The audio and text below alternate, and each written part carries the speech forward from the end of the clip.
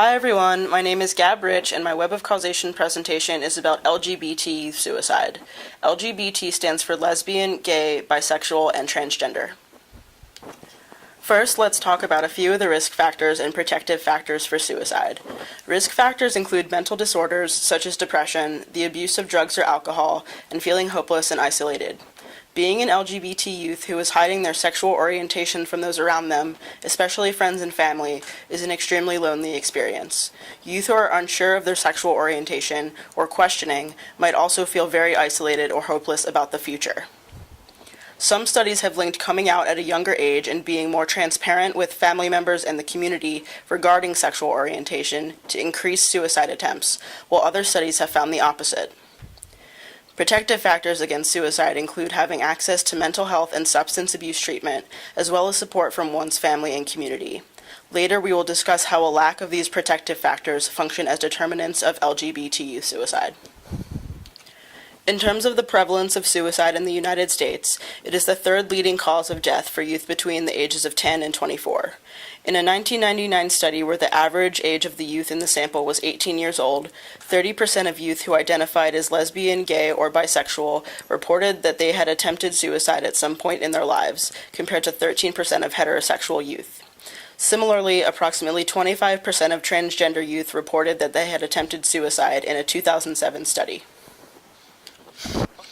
Although LGBT youth have not been found to be overrepresented in actual deaths by suicide, many studies have found exceptionally high rates of suicide attempts among sexual minority youth. Data is not collected on the sexual orientation of suicide victims in the way that it is collected for gender and race. Indeed, it would be extremely difficult to generate statistics on completed suicides among LGBT youth due to the fact that many people do not disclose their sexual orientation to anyone or are unsure of their sexual orientation. In recent years, the media has been increasingly focused on the suicides of several sexual minority youth, which has generated a great deal of national attention toward the issue of LGBT suicide and sparked awareness campaigns such as the It Gets Better campaign. The goal of It Gets Better is to reduce suicide by LGBT youth by sending the message that even though life may be difficult now, things can and will get better. Therefore, taking one's own life should never be the response to challenging circumstances. President Obama, Secretary of State Hillary Clinton, and numerous celebrities are part of the campaign. Now let's move on to the literature review and determinants of LGBT youth suicide. The first determinant of LGBT youth suicide that we'll discuss is mental health difficulties. Major depression is one of the most consistent predictors of suicide for people of all ages and sexual orientations. A study conducted in 1999 found that the percentages of the LGBT youth sample that met the criteria for major depression and multiple psychiatric disorders was enormous compared to the percentage of heterosexual youth who met this criteria. Rates of generalized anxiety disorder were also significantly higher among LGBT youth. Undoubtedly, these results stem from the feelings of marginalization, rejection, and stigmatization that many LGBT youth and youth who are questioning their sexual orientation experience on a daily basis. When transgender individuals disclose their gender identity to others, they are often met with harsh criticism and rejection by those who are closest to them, in addition to the wider community. These negative responses can have very serious mental health consequences, most notably major depression. The next determinant of LGBT youth suicide is substance abuse. Numerous studies have found that when substance use or abuse is present, suicide attempts increase. The origins of substance abuse in LGBT youth are similar to those of mental health difficulties. Marginalization, isolation, and stigmatization on both the interpersonal and intrapersonal level can drive people to seek relief in the form of drugs and alcohol. A study conducted with students in Massachusetts found that youth who self-identified as part of the sexual minority population were more likely to engage in various substance use behaviors than youth who did not identify themselves as part of the sexual minority. LGBT students were almost 30% more likely to report using alcohol before age 13. The percentage of students who reported using cocaine was 33% among LGBT youth compared to 7% of heterosexual youth. While only 1% of heterosexual youth reported sharing needles with others, an alarming 16% of LGBT youth reported that they engaged in this behavior. Our next determinant is peer victimization and exclusion. All too often, when LGBT youth disclose their sexual identity to peers, they experience rejection, a loss of friendship, and in some cases, incessant teasing. Numerous studies have shown that such rejection and victimization are linked to suicidal behavior in LGBT youth. Cross-gender presentation is associated with high rates of victimization in the form of taunting, exclusion, and sometimes physical attacks. Young men and boys who do not present in stereotypically masculine ways, in terms of appearance, traits, and behavior, are more often the targets of victimization in school than young women and girls who do not present as traditionally feminine. The next determinant of suicide among LGBT youth is a lack of family support or family rejection. As previously mentioned, a supportive family is a very important protective factor against suicide for all populations, including sexual minority youth. The intense fear of rejection by loved ones oftentimes prevents LGBT youth from coming out to their parents and family members. Hiding one's true identity from those closest to you generates a great deal of shame, guilt, and stress. When youth do decide to disclose their sexual identity to their families, the reaction that they receive can potentially be a large factor in determining the quality and course of their lives. The statistics that you see here demonstrate the gravity of family rejection. Next, we'll discuss exposure to violence. A large percentage of LGBT youth are subjected to violence as a result of their sexual orientation. A 1990 study found that 10% of lesbian, gay, and bisexual youth were physically attacked by a member of their own family. In another study, an overwhelming percentage of LGBT youth reported that they had experienced verbal victimization, while smaller percentages reported experiencing physical and sexual victimization. The European Trans Murder Monitoring Project tracks the murder of transgender people around the world.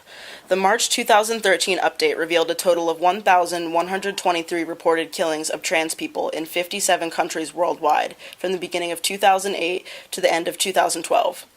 The data shows a significant and constant increase in reported killings over the last 5 years. Given that there were likely many murders that were never reported, it's possible that the death toll may be significantly higher than 1,123. The next determinant of LGBT youth suicide is a lack of professional support. Although homosexuality is no longer considered to be a mental disorder, a number of mental health professionals still hold homophobic attitudes or do not possess the knowledge to effectively help sexual minority individuals.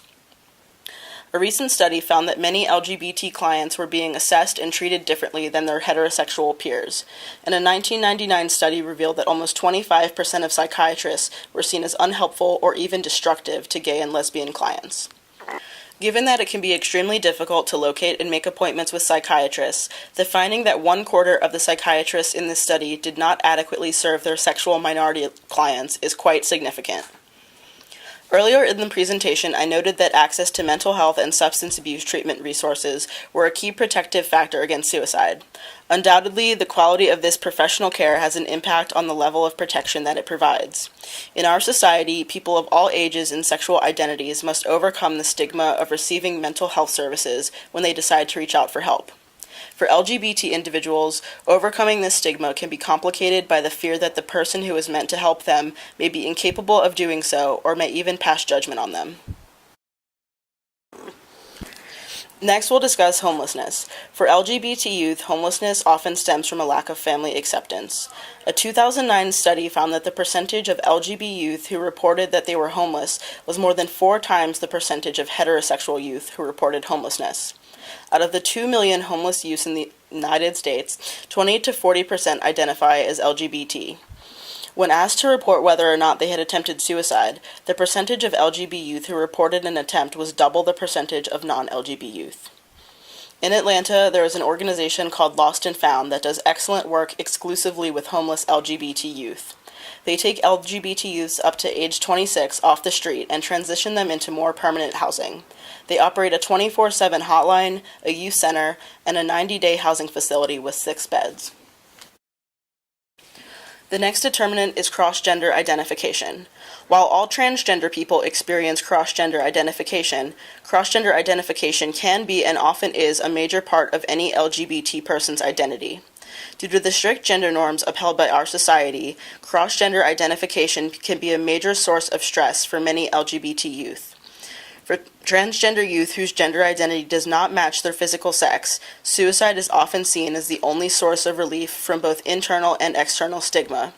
One study found that out of the 25% of transgender youth who had attempted suicide at some point, all of them attributed at least one of their attempts to difficulties with their transgender identity. As you can see, this web of causation for LGBT youth suicide is extremely complicated. A great many of the determinants of LGBT suicide that were discussed are directly related to one another. Here's a hypothetical example of one way that all of these determinants come together. We'll start the sequence with cross-gender identification. A young person who was born a man, let's call him Jack, may be struggling with the fact that he feels uncomfortable living as a man. He does not identify with our society's concept of what it means to be a member of the male gender, and he may even feel awkward in his anatomical body. He may dress or behave in a more feminine fashion, which could very likely lead to his peers at school teasing him. There, we have peer victimization and exclusion. In some cases, Jack may be beat up by other kids, thus he has been exposed to violence. His family may also be uncomfortable with his feminine gender presentation and may reject him. Jack may consider accessing support from his counselors at school, but he might be correct in assuming that they would not be receptive to his feelings or adequately prepared to help him. There we have lack of professional support. These factors could in turn cause Jack to become extremely depressed, and he might turn to substances such as alcohol or cocaine in an attempt to ease his pain. If Jack does not find the support that he needs to deal with the many issues he is facing, he may end up getting kicked out of the house by his parents. He may be kicked out because his parents do not approve of his sexuality, or perhaps because he has repeatedly stolen from them in an effort to fund his alcohol or cocaine use. If he has nowhere else to go, Jack could face homelessness. As a result of all the pain he has experienced and a lack of hope for the future, Jack may seriously consider taking his own life. Again, this is just one possible example of the ways in which these determinants tie into one another. As you can tell, the connections between these determinants are extensive. Knowledge of how to properly assist young LGBT clients who seek help is an integral part of social work practice. A 2004 article that was published in a social services journal provided important guidelines for practice with LGBT youth. First, it is crucial to assess how far along a client is in their LGBT identity development. They may openly identify as lesbian, gay, bisexual, or transgender, or they may have only told a few people. It's also possible that you could be the first person to whom your client discloses their sexual orientation or expresses that they are questioning their sexuality. Wherever a client is on their journey of self-identification, it is crucial that you respect their level of disclosure. Next, you should talk to the client about his or her mental health, substance use, and experiences with others in terms of victimization. It is possible that your client will not know much about sexual orientation or gender identity, so you should be prepared to communicate accurate information on these topics by conducting research or talking to colleagues who are familiar with LGBT issues. Perhaps most importantly of all, you should validate the client's experiences and let him or her know that they are in a safe space of acceptance. This should be communicated verbally and should also be reflected in the paperwork that the client reads or fills out. For example, it is not inclusive of all gender identities to ask someone to select between male or female on a form. Instead, forms should provide additional options such as transgender or prefer not to disclose, or a blank space for the client to fill in themselves. Overall, social workers should strive to be advocates for LGBT equality and inclusion both inside and outside of the office. An example of a community-based response to LGBT youth suicide is the Trevor Project. It is an organization that deals specifically with lesbian, gay, bisexual, transgender, and questioning youth ages 13 to 24. The Trevor Project provides numerous services to the community, such as the Trevor Lifeline, the only national 24/7 crisis intervention and suicide prevention lifeline that targets LGBTQ youth. There's also Trevor Chat and Trevor Text, which are platforms for sending instant messages and texts to Trevor counselors. Ask Trevor is an online question and answer resource for non-time sensitive issues, and Trevor Space is a social networking community. Lastly, Trevor Education and the Trevor Resource Kit provide the community with resources for suicide prevention education. In 2013, there were over 36,000 Lifeline calls made, the majority of which came from the southern United States and from callers who identified as male. 60% of the users of Trevor Chat identified as female, and the average length of a chat was 72 minutes. Trevor Tech saw the largest amount of transgender users compared to the other Trevor Project resources, with 20% of users identifying as transgender. By the end of 2013, Trevor Space had close to 65,000 members, and the top 3 topics of questions on Ask Trevor were about sexual orientation, family issues, and coming out. A health-related policy that deals with LGBT youth suicide is the Garrett Lee Smith Memorial Act, which was introduced by Senator Jack Reed and enacted in 2004. It is the single most important piece of legislation geared toward preventing youth suicide in over a decade. It is also the first major federal grant program directed specifically at suicide prevention. The grants are administered by the Substance Abuse and Mental Health Services Administration to states, tribes, territories, and colleges and universities for the purpose of implementing preventative programs. More than 300 grants have been funded thus far, including 27 that were funded through the Prevention and Public Health Fund, which was created by the Affordable Care Act. In conclusion, there are numerous determinants of LGBT youth suicide that are closely related to one another, many of which were not covered in this presentation. Although it may seem that there is a lot of information available on this topic, there is still an enormous amount of research that needs to be done on LGBT youth suicide, especially transgender youth suicide. You may have noticed that many of the statistics and studies that were cited pertain only to lesbian, gay, and bisexual youth. The lack of research on transgender youth and transgender people of all ages is significant. Providing youth and the community in general with accurate information about both suicide and sexual orientation is necessary if we are to reduce the number of suicide attempts that are made by young LGBT individuals. I've included some resources that you can access if you would like to learn more about this topic or provide your clients with information. Here you will find links to the Trevor Project, the American Foundation for Suicide Prevention, Lost and Found, and the Suicide Prevention Lifeline, which is a free and confidential lifeline that routes calls to the nearest crisis center within a national network of over 150 crisis centers. Thank you so much for watching my presentation. I hope you enjoyed it.